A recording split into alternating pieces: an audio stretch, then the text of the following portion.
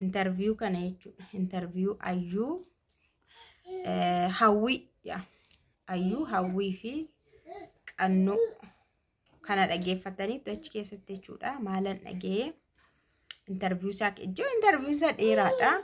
Ani garuu waan keessaa fuudhee maalidha seetanii dubartiin maaliif heerumti jedhanii gaafatan. Dubartiin yookaan shamarri tokko umurii ishii yoo ga'u baatis bakka walumaa galatti maaliif heerumti jedhanii yoo gaafatan hawwii maal jettee deebiste seetanii filannoo yeroo dhabdu waan hunduu milkaa'uu fi yoo baatee barattee yoo milkaa'uu fi baatee hojjettes yoo milkaa'uu fi baatee hin heerumti. Achitti hirkattummaadhaan jiraatti. Namatu ishee bulchaa. Namatti hirkattee namaan jiraatti waan ta'eef kanaaf heerumti jettee deebii akkanaa deebiste. Nagaan siniif kabajamtoota hordoftoota akkam jirtu. Nagaa keessanii ani baay'ee nagaa ku galata waaqaa ta'u baga jiraattan baga argeessan darbaa jiraadha.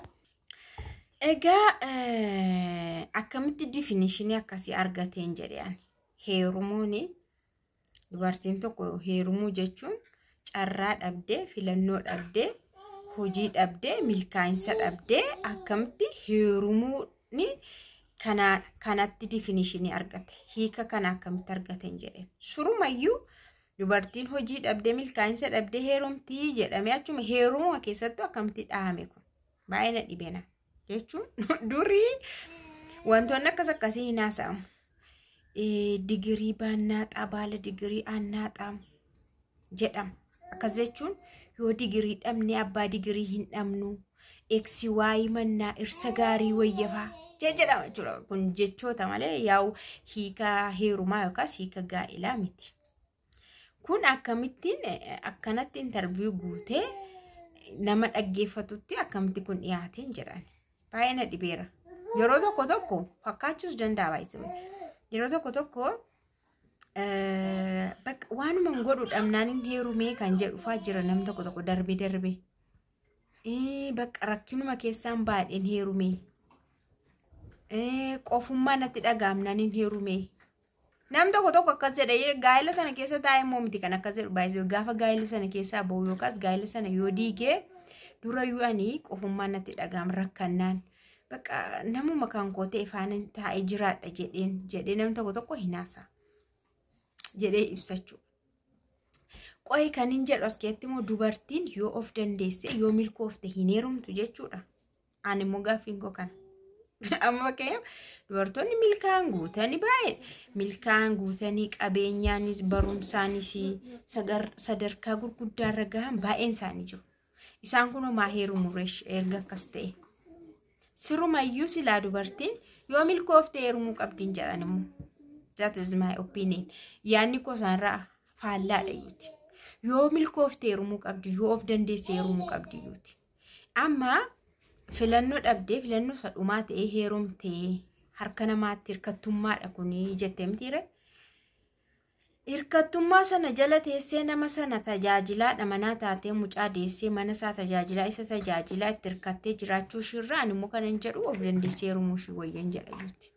Garuu gaa'illi carraa dhabanii osoo hin taane gaa'illi kan waaqayyoo kennedha. Gaa'illi kabajamaadha. Waan kam keessattuu gaa'illi baay'ee kabajamaadha jechuudha. Gaa'illi ol waaqarraa kan eebbifamee kennamedha. Gaa'illi karaatti dhalli namaa eebbifamuuf dhalli namaa dhaloonni itti fufudha. Malee gaa'illi kan ittiin carraa dhabanii hirkattummaadhaaf jedhanii nama tokkotti dhaqanii jala galanii jiraatan miti. Keessaa kutanii TikTok irra keessanii jechuudha. Ishee kana shuma isheen akkas jette kana baay'een keessan arguu dandeessu. Keessaa kutanii TikTok irra geessaniitu namni baay'een achi jalatti waan baay'ee haasaa jechuudha. Namni baay'ee waan baay'ee deebisaaf jechuudha hawwii kanaaf. Bakka nama keenya beektu miti riyyootti waan tokko haasoftee deebiin isaanii arraba nama arrabsu jechuudha. Anu akkamitti gaa'ila kanaaf yookaas fuudhaaf heeruma kanaaf deebiin akkanaa akkamitti kennama ibsuma ta'eyyuu falmiuma ta'eyyuu akkamitti kennama jedheen baay'ee na dhibe jechuudha. Na dubartoonni of gahuun dubartoonni milkaan dubartoonni hojjetanii of jiraachisuu miti namayyuu darbanii maatii isaaniiyyuu jiraachisanii maa heeruman akkas taana maaliif gaa'ila godhatan maaf ilmoo godhatan namni isa jalqabaa kan heerumu maaliifidha heerumni jalqabuma waaqayyotu kenne fuudhaaf heeruma gaa'ila jechuudha nama kamiifuu gaa'illi eebbadha eebba sana keessatti immoo gaa'ila sana keessatti immoo dhaqee dhiira faana hirkatee midhaan irraa nyaata qallaba irraa nyaata osoo hin taane gaa'ila sana keessatti waan gaa'ila keessa jiru argata gaa'ila sana keessatti ilmoo argata eessaan argatu ka inni dhugaaf inni sirriin ijoollee gaa'ila keessaa argatu karaa sirriidhaan karaa qajeelaadhaan yoo jenne sawwasa kaasaan jiran qubna gara naasaara gaa'ila keessaa ijoollee argatu eessumaan argatan kun immoo eebbadha dhiiraaf dubartiin tokko gaafa wal fuudhan eebbanni jalqabaa daa'ima argatu qabeenya argatu gammachuu argatu bakka lafa kanarra jiraachuudhaaf abdii argatu gaa'ila jechuudha malee gaa'ila keessattuu bara kana faammoo jechuudha bara kana immoo kilaashii wal godhayyuu haasaan ishee jechuudha bara kana keessaa ati dubartii milkoofne taanaan ati dubartii humaa hin qabne taanaan ati dubartii carraa hin qabne taanaan dhiirri kamuu sin fuudhu ufitti iyyuu sin irkisu sin jammar bara kana keessa kun interview bara kanaayyuu miti interview bara kanaaf hin ta'u dhaloota ammaaf iyyuu hin ta'u kun ergaan kun jechuudha yoo akkas taatee rakkattee carraa dhabdee hojii dhabdee filannoo dhabdee heerumtii hirkattee jiraachuudha harka nama tokko hin jiraatti kan jetteef bara kanaaf hin ta'u bara duriillee ta'uu danda'a durii jechuun abbaa manaa isas immoo akkasiin jedhamu isas abbaa manaa jiraachisaadha dubartiin manuma keessaa nyaata qopheessitii mana kana tajaajiltii ijoollee tajaajiltii dur jechuudha abbaan manaa immoo hojjetee mana bulcha akkanattidha malee inni hirkattummaa hin jedhamu waayizoo akkanatti hin ibsamu harka nama tokko bulchan jedhamu haadha manaasaa already haadha manaasaa jedhamti ijoollee guddistii